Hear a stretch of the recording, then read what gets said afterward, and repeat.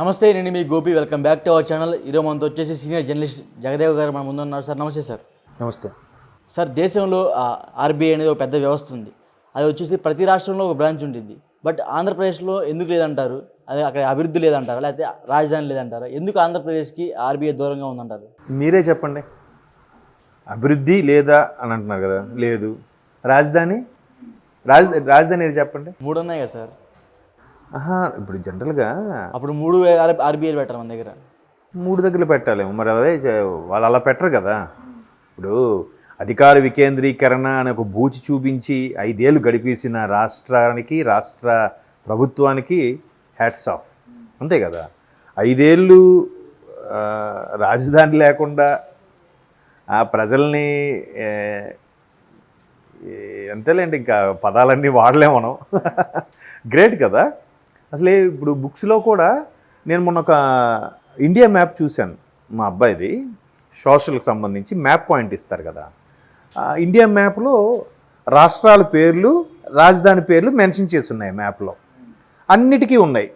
తెలంగాణ హైదరాబాదు, తమిళనాడు చెన్నై, కర్ణాటక బెంగళూరు, కేరళ తిరువన అలా ఉంది. ఆంధ్రప్రదేశ్ అని మెన్షన్ చేసింది కానీ క్యాపిటల్ మెన్షన్ చేసి లేదు. పెట్టలేదు ఆడు, ఎందుకులే అని. ఇప్పుడు అన్నిటికీ ఒరిస్సా, భువనేశ్వర్, మహారాష్ట్ర, బొంబాయి అలా పేర్లు ఉన్నాయి. దీనికి మాత్రం పేరు లేదు. మీకు కాంటి చూపిస్తాను మ్యాప్. నాకు ఓహో ఇదేంటి ఏం మెన్షన్ చేయలేదేంటి అనుకున్నప్పుడు స్ట్రైక్ అయింది. ఓహో క్యాపిటల్ వాడికి కూడా తెలియలేదేమో. ఇప్పుడు వాడైనా సర్వే చేసో లేదంటే పిల్లలకి పాఠ్య పుస్తకాల్లో చెప్పడం కోసమైనా మెన్షన్ చేయాలి కదా. చేయలేదంటే అర్థం ఏంటి చెప్పండి మీరే. సో రాజధాని లేని ఏకైక రాష్ట్రం ఏదైనా ఉందంటే అది ఆంధ్రప్రదేశ్. నేను అందుకే అంటాను, ఎన్ని సందర్భాల్లో చెప్పింది ఒకటే. మొన్న 2014లో రాష్ట్రం ఏర్పడిన తర్వాత 29వ రాష్ట్రం ఏది ఏర్పడింది అని ఎవరైనా బిట్ అడిగితే, జీకే బిట్టు ఏది చెప్తారు మీరైతే? తెలంగాణ అని చెప్తారు. నేనైతే ఆంధ్రప్రదేశ్ అని అంటాను, అంతే కదా. ఇంకా రాజధాని లేదు, ఏమీ లేదు. సో అలాగా ఒక రకమైన చాలామంది నైరాశ్యంలోకి వెళ్ళిపోయారు, నిర్లిప్తత వ్యక్తం చేస్తున్నారు. ఏంటి రాజధాని, సరే ఉన్నాయి ఏదో ఒకటి చెప్తున్నారు కదా. వీళ్ళు మసిపూసి మారేడుగా చేశారు. Administrative capital, legislative capital, judiciary capital అనేది చెప్పారు. కానీ ఏ ఒక్కదానికి కూడా అక్కడికి వెళ్ళి అది చేశాము చూసాము అన్నట్టు దాఖలాలు లేవు. జనాలు కూడా అలాగే ఉన్నారులేండి. మాకు రాజధానితో పని ఏంటి, మా తిండి మాకు అవుతుందా లేదా, తర్వాత జనరేషన్ సంకనాకిపోతే మాకేంటి, మా పని మాకు అవుతుందా లేదా, అలాంటి వాళ్ళు కూడా ఉన్నారు ఇంకా ఈ రోజుకి కూడా. ఎందుకంటే సర్వేలు చెప్తున్నాయి కదా, ఇంత మెజార్టీ అంత మెజార్టీ అని. కాబట్టి అలా రాజధాని లేనప్పుడు, వాళ్ళకి క్లారిటీ లేనప్పుడు వాళ్ళు ఎక్కడని పెడతారు? జనరల్గా ప్రతి రాష్ట్రంలో కూడా రాజధాని లేదంటే ఏదో ఒక ప్రభుత్వం అడిగినప్పుడు ఒక కేంద్రంలోనో అక్కడ వచ్చి వాళ్ళ భూమి కేటాయించబడితే అక్కడ వాళ్ళ ఆఫీసు, బ్రాంచ్ ఆఫీసు కనిపెట్టుకోవడం ఏదో జరుగుతుంది. అంటే అక్కడి నుంచి అన్ని బ్యాంకులకి ఇప్పుడు కొత్త నోట్లు చలామణి అయినా కానీ, లేదంటే జీతభత్యాలు చలామణి విషయంలో కానీ ఏదైనా వాళ్ళ నుంచి కొంత బ్యాంకుల్లోకి వెళ్ళి బ్యాంకుల రూపంలో ఇప్పుడు అన్ని బ్యాంకులు అనుసంధానం చేశారు కదా. ఒకప్పుడు ట్రెజరీకి ఉండేది, ఇప్పుడు బ్యాంకులకు అనుసంధానం చేసేసారు కదా. బ్యాంకుల ద్వారానే అందరి శాలరీస్ వస్తున్నాయి. సో అలా వచ్చినప్పుడు బ్యాంకులకి వాటికి పంపించాలి, లేదా ఎస్బీఐ లాంటి బ్యాంకులకి పంపించాలంటే పెద్ద పెద్ద లారీల్లో కంటైనర్లో వచ్చేవి నోట్ల కట్టలు, బాక్సులు, నాకు బాగా గుర్తుంది. సో అలాగా పంపించి ఆ రాష్ట్రానికి అక్కడి నుంచి అన్నిటికీ డిస్ట్రిబ్యూట్ చేద్దాము అని అంటే ఎక్కడికి పంపించాలి? అమరావతిలో చంద్రబాబు గారి హయాంలో దానికి భూమి కేటాయించారు, ఇన్ని ఎకరాలు కట్టుకోవచ్చు. ఇప్పుడు అది ఒకటే కాదు కదా, దాని ఆంధ్రప్రదేశ్లో ఆర్బీఐ శాఖ, ఆర్బీఐ ఉద్యోగులకు ఒక క్వార్టర్సు, వాళ్ళకి మళ్ళీ సదుపాయాలు చేసే ఒక ఇవన్నీ కూడా కేటాయించాలి కదా. మరి ఎక్కడ కేటాయిస్తారు, ఎక్కడని? సో రీసెంట్గా ఎవరు మన అఖిల భారత ఆల్ ఇండియా పంచాయతీ పరిషత్ సభ్యులు ఎవరో లేఖ రాస్తే, మాకు క్యాపిటల్ ఏదో తెలియక, ఎక్కడ పెట్టాలో తెలియక మేము నిర్మించలేదు అన్నట్టుగా ఆర్బీఐ అనౌన్స్ చేసిందంట. అంటే విజయవాడలో పెట్టాలా, వైజాగ్లో పెట్టాలా, కర్నూలులో పెట్టాలా, తిరుపతిలో పెట్టాలా, ఎక్కడ, లేదా కడపలో పెట్టాలా తెలియక చేసిందంట. అంటే ఇట్లాంటివి సామాన్యులకు రీచ్ అవుతాయో లేదో కానీ మనం మాట్లాడుకోవడం అనవసరం. ఈ సామాన్యులకు రీచ్ అవ్వట్లేదు. క్యాపిటల్ లేకపోతే నేను నడవదా అనుకునే వాళ్ళు కూడా ఉన్నారు. అసలు ఏ గ్రామమైనా ఒక కాలనీ కానీ గ్రామం కానీ ఏర్పడితే ఫస్ట్ అక్కడ పెట్టాల్సినవి ఏంటో తెలుసా? ఒక గుడి, ఒక బడి, ఒక బరీల్ గ్రౌండ్. అర్థమైందా? ఒక గుడి, ఒక బడి, ఒక శ్మశాన వాటిక. ఈ 3, మిగతా 2 లేకపోయినా పర్వాలేదు, కానీ శ్మశాన వాటిక కంపల్సరీగా ఉండాలంట.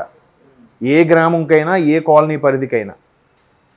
అంత కీలకమైనదని కొన్ని అంటే లా అండ్ ఆర్డర్ సంబంధించి చట్టంలో కొన్ని అవి నిబంధనలు ఉన్నాయి. అలాంటిది రాజధాని లేకుండా రాష్ట్రాలు నడిపించేసి ప్రభుత్వాలు నడిపించేస్తుంటే ఏంటి అసలు? మళ్ళీ ఎక్కడికి వెనక్కి వెళ్ళిపోతున్నామా? టాలెంటే కదా సార్. నిజంగా అదే అంటున్నాను. 5 ఏళ్ళు రాజధాని ఎదురా అంటే చెప్పుకోలేని లేకుండా 5 ఏళ్ళు గడిపేశారంటే నేను ఫస్ట్ ఏమన్నాను? నేను హ్యాట్స్ ఆఫ్ అన్నాను లేదా? మరి మీరు టాలెంటే కదా అని అంటున్నారు. నేను చెప్పిన దాని సింగిల్ వర్డ్లో హ్యాట్స్ ఆఫ్ అని చెప్పాను. మరి దానికి మీరు టాలెంట్ అనుకుంటారు, హైలీ ఇంటలెక్చువల్ పర్సన్ అనుకుంటారు, లేదంటే ఎంతమందిని గొర్రెలుగా చేసిన మేధావు అనుకుంటారు. మీ ఇష్టం, ఏది ఏ పేరైనా పెట్టుకోవచ్చు. ఆయనే నేను అనుకోను సార్. చెప్తున్నాను మాట వరుసకి కదా. మరి 5 ఏళ్ళు ఏమీ లేకుండా, ఒక అభివృద్ధి లేకుండా, ఒక రోడ్లు ఏమి వేయకుండా ఇప్పుడు రోడ్లు అవి వేస్తున్నారు. ఎందుకు? ఎలక్షన్ ముందు కాబట్టి. మొన్న ఒక ఊరు వెళ్ళాను. ఆ ఊరు వెళ్తే చూసేసరికి మధ్యలో సెంట్రల్ లైటింగ్, ఇటు అటు డివైడర్ వేసేసి రోడ్లు లైటింగు. అరే ఎలక్షన్ ముందా? అది తీరా అభ్యర్థి పేరు అనవసరం, మళ్ళీ అనవసరం. ఆ అభ్యర్థి ఇలాగ దానికి ఓపెనింగ్కి వచ్చి ఏమని మాట్లాడాడు తెలుసా? అభ్యర్థి, బాబు నేను మీ వాడిని, ప్రజల మనిషిని, నేను మనిషిగానే నన్ను చూడండి, నేను మీ సంథింగ్ డాష్ ఆ పేరు గానే చూడండి, మీకు తెలిసిన ఆ వ్యక్తిగానే చూడండి, నన్ను పార్టీ పరంగా చూడకండి, పార్టీ పరంగా చూసి నన్ను దూరం చేయకండి, నన్ను గెలిపించండి, పార్టీతో నాకు సంబంధం లేదు. బట్ ఆ పార్టీ తరపున గెలుస్తున్నాడు, వేసాడు నామినేషను, బట్ నన్నుగా చూడండి అని అభ్యర్థిస్తున్నాడు. అంటే అర్థం ఏంటి? ఆయనకి తెలిసి అర్థమైపోయింది, బాబు మనం ఈ 5 ఏళ్ళు చేసింది ఏమీ లేదు అని. వేస్ట్ కదా. అందరు కలిపి ముఖ్యమంత్రి ఒక్కడిని ఎన్నుకుంటే చాలు, వ్యవస్థ ఏం అవసరం లేదు. ఆయనే మొత్తం చేస్తున్నాడు. నేనే ఇచ్చా, నేనే చేసి, నేను ఒక్కడనే చేశానని చెప్తున్నాడు కదా ఆయన కూడా. కాబట్టి అసలు ఆర్బీఐ లాంటివి చాలా, ఇవే కాదు, ఇది ఇప్పుడు వెలుగులోకి వచ్చింది ఈ అంశం. చాలా సంస్థలు, చాలా ప్రైవేట్ కంపెనీలు కూడా ఇప్పుడు కొన్ని కంపెనీలు ఉంటాయి. ఎక్కడ సమయం ఒక బట్టల షాప్ ఉందని తీసుకుందాం ఫర్ ఎగ్జాంపుల్. బట్టల షాపులు అంటే ఆల్రెడీ విస్తరించి ఉన్నాయి కాబట్టి పర్వాలేదు. లేదా సమ్ ఎక్స్ కంపెనీ తీసుకున్నాం, ఆ కంపెనీ ఆల్రెడీ హైదరాబాద్లో ఉంది. ఆ కంపెనీ స్టేట్ డివైడ్ అయింది కాబట్టి ఆంధ్రప్రదేశ్లో కూడా కంపెనీ పెట్టాలనుకుంది. ఎక్కడ పెడుతుంది? వైజాగ్, అమరావతి, విజయవాడ, కర్నూలు. చెప్పడమైతే స్టేట్మెంట్ ఇచ్చారు. మరి వాళ్ళకి ఎవరికైనా ముందుకు పిలిచి మీరు కంపెనీలు రండి పెట్టండి, మీకు ఇక్కడ స్థలం ఇస్తాం, లేదా ప్లేస్ ఇస్తాం అని చెప్పొచ్చు కదా. ఎందుకు చెప్పట్లేదు? ఎందుకు ఇవ్వలేదు? దాన్ని ఎవ్వడూ ఏం అడగట్లేదు. ఒక్కటే చెప్తున్నారు, అబ్బా పెన్షన్లు ఇంటికి వచ్చి ఇచ్చారు, పెన్షన్లు ఇంటికి వచ్చి ఇచ్చారు, ఒకటే చెప్తున్నారు. అదొక్కటే. అంటే ఇప్పుడు నిజంగా పెన్షన్ లబ్ధికి చేకూరి అవసరం ఉన్న వాళ్ళు ఎంతమంది ఉంటారు? 5 కోట్ల మందిలో చెప్పండి. ఎన్ని లక్షలు, 30,000 మందో లక్షల మందో ఉంటారా? అంటే వాళ్ళ కోసం మిగతా వాళ్ళందరూ కూడా డాష్ అయిపోవాలా? వాళ్ళకి వేరే ఆప్షన్ చూపించవచ్చు కదా. వాళ్ళకి ఇవ్వండి, వాళ్ళకి పెన్షన్ కాదనట్లేదు. ఓ మనుషులు పెట్టి పర్టికులర్గా ఇంతకుముందు మరి ఇవ్వలేదా? వాళ్ళకి అందలేదా? చుట్టుపక్కల రాష్ట్రాల్లో కూడా పెన్షన్ పథకాలు లేవా? అందట్లేదా? అదొక్కటే చెప్తున్నారు. కానీ ఇన్ని వైఫల్యాలు, అసలు రాజధాని లేకుండా నడిపించేశారు, అభివృద్ధి లేకుండా నడిపించేశారు, ఒక కంపెనీలు రాకుండా నడిపించేసేశారు, ఒక రోడ్లు లేకుండా నడిపించేశారు. 5 ఏళ్ళు నిజంగా టాలెంటే కదా, చాలా టాలెంట్.